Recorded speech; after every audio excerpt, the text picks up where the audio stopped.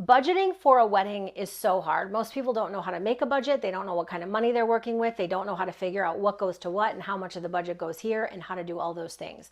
So I am here to talk about budgets today when it comes to planning your wedding.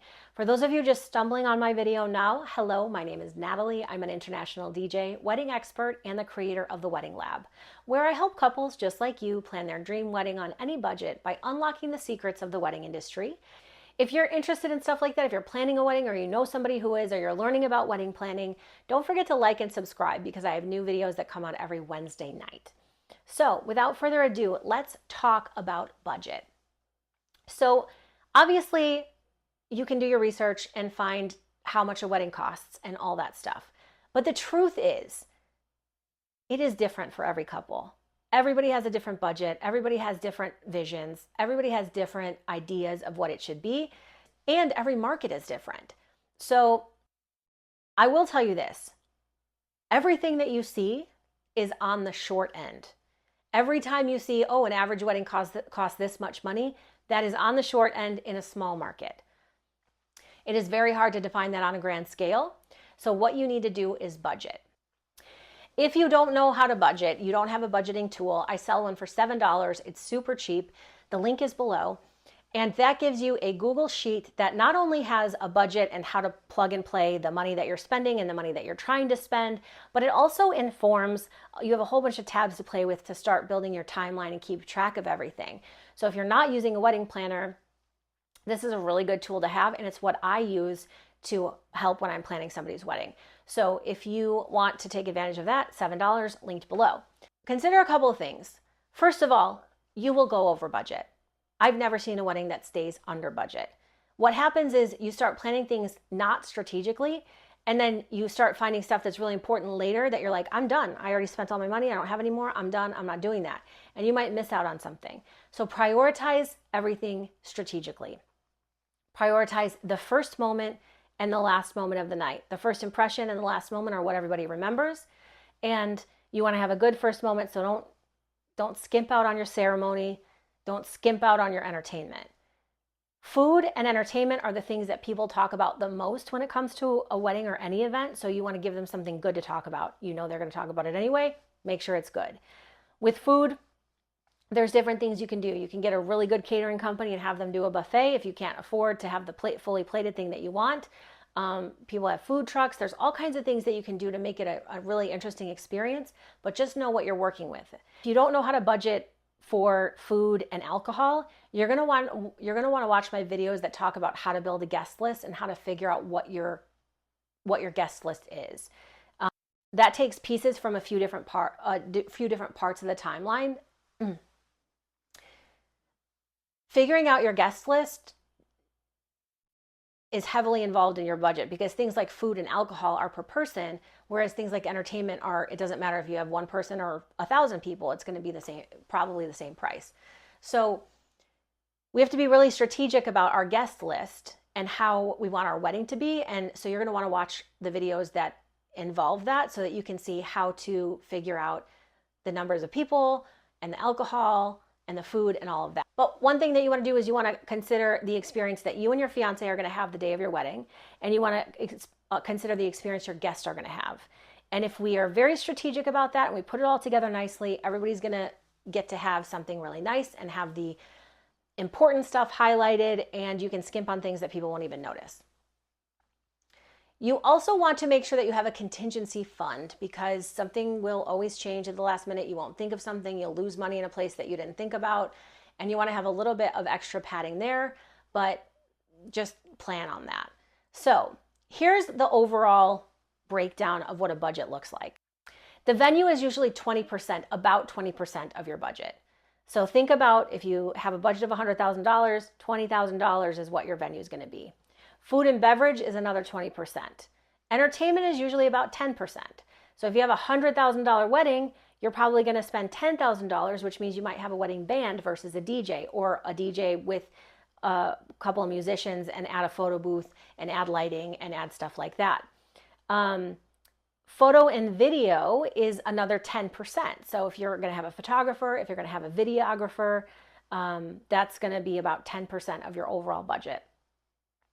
Your attire, your invites, all those ad hoc items that kind of add up, that's going to be another 10%. And then your decor is going to be about 20%. In this, you can have about a 3% contingency. You want to play with those numbers. I did a whole bunch of numbers here. I still have a little bit of wiggle room to play with here. So you want to think about what's most important to you. If floral and decor is not all that important to you, and you want to add more money into the food and the drinks and the entertainment, then you're going to want to do that. But this is where we're strategic. This is just average. What the numbers I gave you are pretty average, but you want to make those what's important to you, and you want to make this wedding unique to you. I want to share with you a good resource. If you go to https://wedding.report, you can do market research for your area. So you'll type in your zip code and it'll give you what the latest reports are on how much people are spending for certain wedding vendors and venues and all the wedding costs in your area. So that's a really good tool to use. When it comes to the budget and people are like, how do I even figure this out? You know, it's different for everybody. If you're paying for your own wedding, and you need a little bit more time, make the wedding 2 years out instead of 1 year out, and then take the time to pay everything off the way that you want to do it and choose the things that you like. If you're fortunate enough to have a family that's paying for this on your behalf, then work with them, have the hard conversations of how much is this going to be? What are your requirements? Like, what do they need? If somebody's paying a substantial part of your wedding, you're going to want to make sure that they have all the guests, they have a good look on the guest list, and they have some say in what the overall wedding ends up being. So you want to play with that, but you want to think from the beginning, if you are in a position where you're like, I have a fund, I've been saving for this, my family's helping me, or however that looks, you take that total and you start playing with these numbers and what's the most important part of the wedding to you and your fiance and all of that. My best suggestion is to create a separate account so that you can have money going into it and then money coming out of it, and you know what you have all the time. Then as life goes, Christmas comes along, if somebody gives you a check, you get a bonus check at work and you want to put it towards the wedding, you kind of are able to do that and kind of keep track of everything separate from what your expenses are in your day-to-day life. A couple of things I want you to look out for is how to save money. And one of the biggest ways that people lose money is that they just don't do their due diligence. You can have a luxury wedding on a lower budget if you just do your due diligence. If you just plan strategically, work smarter, not harder. And one thing where people lose a lot of money is they don't pay attention to their contracts. You want to make sure that your contract times align. So your venue will typically tell you what the closing time is. And we're going to start there. So if you have a block and it ends at 11 o'clock or midnight or whatever, you start from there. If your DJ contract is for 6 hours, you go backwards from there.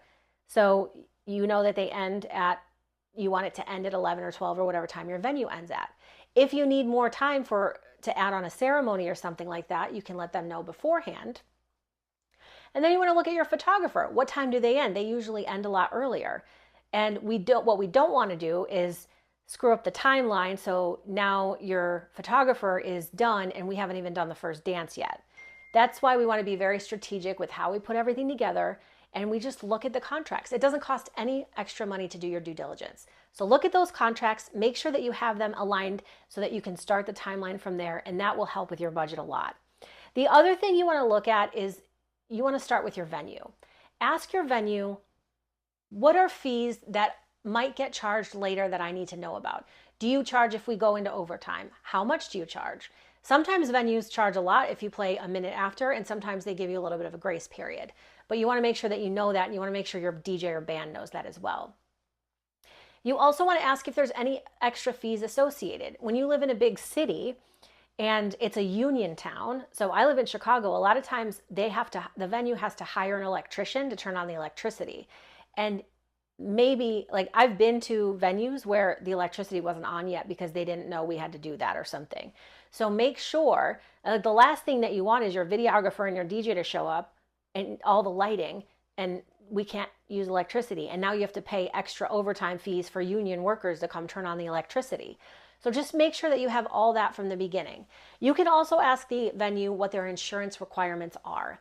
And venues set the tone for what the insurance requirements are for the other vendors. So typically, it used to be $1 million policy was fine, but now a lot of venues are requiring a $5 million policy. So if you ask the venue in the beginning and say, do you have any insurance requirements for my vendors, for like a DJ, right? That's the DJ. I can't speak to the catering people, but I'm sure it's all different.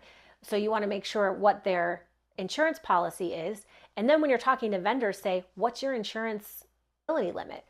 Because at the end of the day, the last thing that you want to do is the week before chasing somebody down and saying, oh, they don't have enough insurance. Now, do you have to book a new DJ? Do you have to pay to get the DJ to have enough insurance? Do you have to pay the difference between the DJ's insurance and the venue's insurance to be able to do that? You just want to make sure all those I's are dotted and T's are crossed so that you can come to your budget and use your money on the things you want to use it on, not stupid stuff like that. So just make sure that you're asking all the right questions. If you don't know what the questions are, I am here for you. I have lots of videos that talk about how to pick vendors and what questions to ask them and what the contracts look like and the contract start times and end times and how to put that all together and how to put together your timeline, which will help you see how that all shakes out. Then when it comes to the budget, a lot of people are very generous sometimes with weddings and you want to keep track of everything. You want to keep track of who gets you what so that you can send out thank you cards and do all that stuff. So one thing to save money is you can say, when you're talking to your photographers, ask them if they have a package that includes like an engagement photo shoot, and can you add a thank you photo shoot into that where you have like a thank you sign or something like that. And then you can do all your thank you cards before the wedding is even done, and you can just write whatever extra stuff you need to write at the end of that. And that will be one less expense that you have to do if the photographer happens to include it. Maybe you just have to do the printing, and that might be cheaper than if you're going to buy a bunch of thank you cards. So you just want to do your due diligence, make sure that you're looking at all the prospects properly, and spend the money where people notice it. Spend the money where, the ceremony, you can have some live musicians there that really increases the luxury standpoint and the value of the first impression. And that costs way less than having a band. And then if you have a really good DJ, you pay the extra money to have a really good DJ that's going to take the night through the end of the night.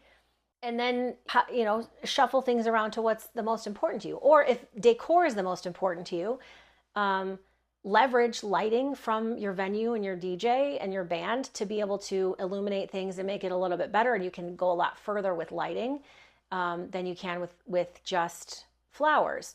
And there's all kinds of options. And if you're fortunate enough to have a really big budget, still you want to use it wisely, because the last thing that you wanted to do is have a big budget and still mess a bunch of stuff up and have it not be your dream wedding, even though you had the funds to be able to do that. So when it comes to budgeting, it's really important. So again, if you don't have a way to do that, that's not your thing, check out my link below for the $7 budgeting tool. It makes it a lot easier to plan your wedding and keep track of all your funds. But definitely stay on top of that. You will drive yourself crazy if you don't have a budget, at least to start with. So congratulations. Don't forget to like and subscribe if you want more insight on wedding planning tips and tricks. And I will see you on the dance floor.